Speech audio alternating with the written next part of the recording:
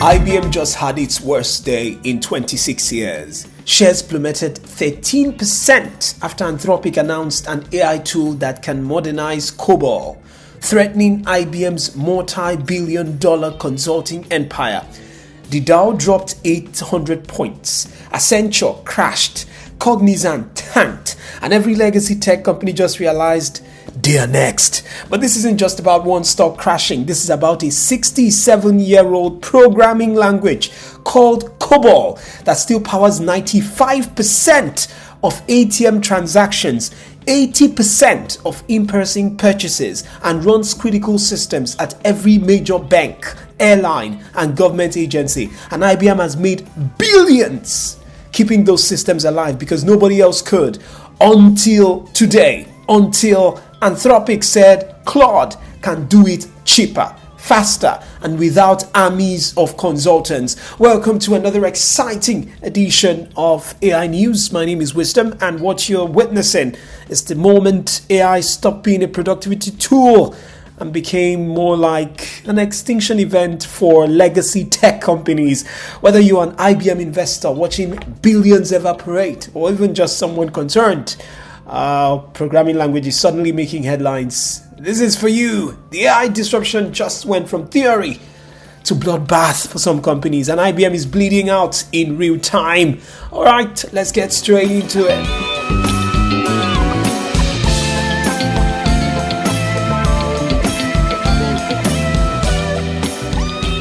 IBM closed Monday down 13.2% at $223.35 dollars per share, its worst single-day performance since October 2000, over 25 years ago. The stock has now fallen 27% in February alone, on track for its biggest one-month slide since at least 1968. CNBC, Bloomberg, Forbes, Yahoo Finance, The Register, Straits Times, and dozens of outlets are covering these. The cause? One blog post from Anthropic. Now, Monday morning, Anthropic published a seemingly innocuous post titled Modernizing COBOL with Claude Code. Within hours, IBM's market cap evaporated by $20+ billion. Now, here's what happened. Anthropic announced that Claude Code, their AI coding tool, can now automate the analysis, documentation, and modernization of COBOL systems. The very same COBOL systems that generate billions in consulting revenue for IBM, Accenture, and Cognizant. The announcement didn't just hit IBM, the entire legacy tech consulting sector crashed. IBM 13.2%, worst day in 26 years. Accenture 7.8%, Cognizant minus 9.3%. DoorDash also dropped, unrelated AI fears, I guess. The Dow Jones plunged 800 points, with IBM among the index's worst performers. Risk analyst Nassim Taleb warned about AI's potential impact on established tech companies, amplifying the sell-off. Now, from Anthropic's blog posts, and I quote, hundreds of billions of lines of COBOL run in production every day, providing critical systems in finance, airlines, and government. Now, despite that, the number of people who understand it shrinks every year. AI excels at streamlining the task that once made COBOL modernization cost prohibitive. Claude Code can map dependencies across thousands of lines of legacy code, document workflows that human analysts take months to understand, identify risks automatically, automate exploration and analysis phases of modernization. So here's the kicker. Legacy code modernization stalled for years because understanding legacy code cost more than writing it. AI flips that equation. So Anthropic released the full code modernization playbook alongside the announcement. This isn't vaporware. It's a direct assault on IBM's core business. So you might ask, why does this matter? And I will explain why this is, a bit of an apocalyptic news for IBM lovers. Now, what is COBOL? COBOL is a business-oriented language. It was developed in 1959. It's 67 years old. It was designed for business data processing. It still runs 95% of ATM transactions in the United States, powers 80% of in-person transactions globally, and 220 billion lines of COBOL code still in production worldwide. Now you might ask, okay, if it was that interesting or good, Why has it not been replaced by Python or JavaScript or one of those languages? Now, the cost and risk of migrating legacy systems has been prohibitive. Now, banks, airlines, insurance companies, and governments have millions of lines of COBOL running critical operations. The number of COBOL programmers shrinks every year. Most are retired or retiring. Companies have been trapped paying IBM billionaires to maintain these systems. So, IBM has long sold mainframe systems optimized for COBOL. Their Global Technology Services division generates massive revenue from maintaining, modernizing COBOL applications, consulting on legacy code, and long-term service contracts. So this business has been IBM's safety net as other divisions struggled. It's not sexy, but it's steady cash from customers who have no choice but to pay. So what Anthropic just did is they made it affordable to understand, maintain, and modernize COBOL without needing armies of consultants or IBM's proprietary tools. So if AI can analyze legacy code, document workflows, and identify modernization paths in days instead of months, and at a fraction of the cost, why would any CIO pay IBM's consulting fees? So the register puts it perfectly. Thanks, Anthropic, for your contribution to the long tradition of COBOL food, because if nothing else, your post has shown AI has the power to make or to wake people up to old and well-known risks associated with legacy tech. So the irony is brutal. IBM was a pioneer in AI research. Watson made headlines a decade ago. Now IBM is being disrupted by a 3-year-old AI startup that found a way to threaten IBM's most profitable remaining business. All right, let's move on from there. This isn't just about IBM, as one analyst wrote. IBM's brutal sell-off is a wake-up call for every enterprise tech company clinging to legacy revenue streams. When AI startups can credibly threaten a business as entrenched as COBOL and mainframes, nowhere else is safe. So, what this means, every company sitting on decades of technical debt is about to realize they can finally escape. And the consultants who've been milking that technical debt are about to lose their meal ticket.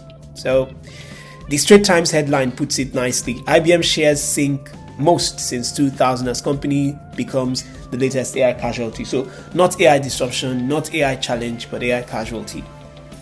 Moving on, while IBM was crashing, Elon Musk went on the attack. Financial Express reports Musk slammed Anthropic on X, writing, Anthropic has to pay billions for theft after the company accused Chinese AI labs of copying Claude. Last week, Anthropic claimed Chinese competitors were stealing Claude's techniques and possibly training data. The Crypt and the Register ran stories titled Critics Mock Anthropic's Claims, Chinese AI Labs Stealing Data. So Musk's response was savage. If Anthropic is accusing others of theft, they should pay billions for what they stole from OpenAI when Anthropic's founders left to start their own company.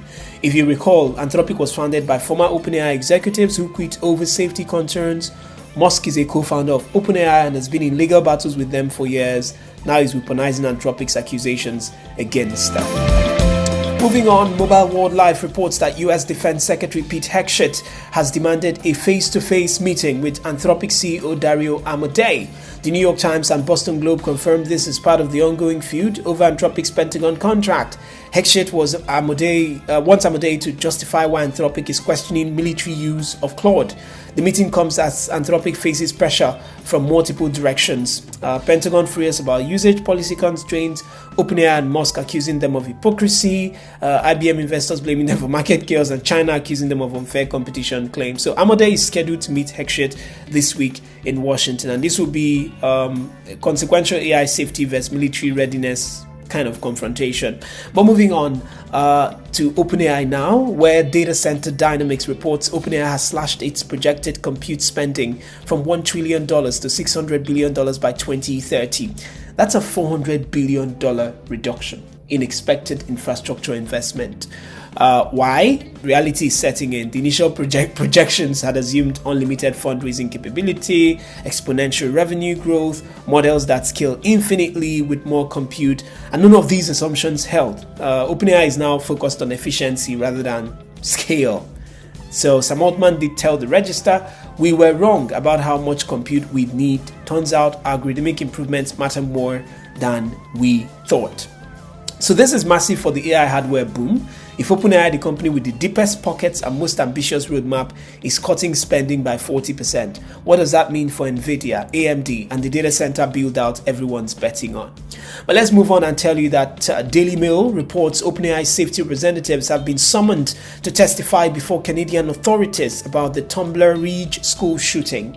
Canadian officials want to understand why OpenAI didn't report the flagged conversations, what threshold the company uses for imminent threat, whether OpenAI's policies prioritize privacy over public safety. If changes will be made to prevent future tragedies is also a big question on the menu. This is the first time an AI company will face government interrogation over its failure to report concerning user behavior that preceded violence. Let's move on to Xbox now, where Video Games Chronicle reports Xbox co-founder Seamus Blackley believes Microsoft is sunsetted the Xbox console in favor of AI gaming initiatives. Blackley called Microsoft new gaming CEO Asha Sharma a palliative care doctor, someone brought in to manage the end of something, not its growth. His assessment: Microsoft isn't investing in the next Xbox console. They're pivoting entirely to cloud gaming powered by AI, Game Pass, and cross-platform experiences.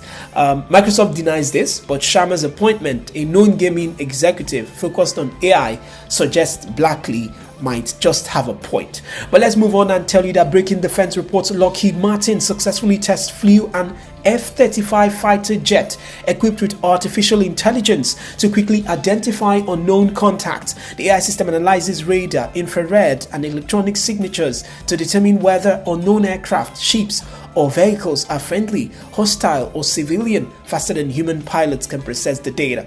The Pentagon plans to deploy AI-assisted target identification across the F-35 fleet by 2028, giving pilots real-time threat assessment during combat.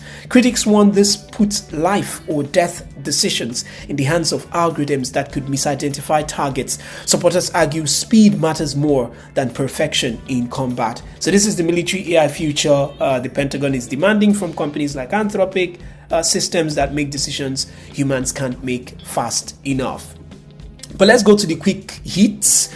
OpenAI forms frontier alliances is one of the headlines here coming from the Next Web. The Next Web reports here that OpenAI is partnering with top consultancies to push enterprise AI into production. And this one says, of course, the European Central Bank gauges AI risk. PIMS reports ECB is surveying banks about AI exposure and systemic risk. And also Amazon AWS firewall breach. Silicon Republic reports FortiGate breach in Amazon's commercial generative AI firewall. And Google ISTE ASCD AI trading. That's a mouthful, but then GovTech reports Google is offering free AI training to all teachers. And then moving also to this one coming in from the White House, where GovInfo Security reports Biden administration is rolling out new international AI cooperation frameworks. And PIMS also reports software firms are pausing debt financing due to AI disruption fears. And then the Times is reporting that American AI company is helping Kazakhstan develop AI-powered university admissions testing. Okay, that's it. That's where we'll call it a wrap today. Real talk. This isn't just market drama. This is the future of work playing out in real time. Let's know, or let's get your thoughts. Is Anthropic destroying IBM justified creative destruction, or should AI companies consider the economic devastation they cause? I mean, where's the line?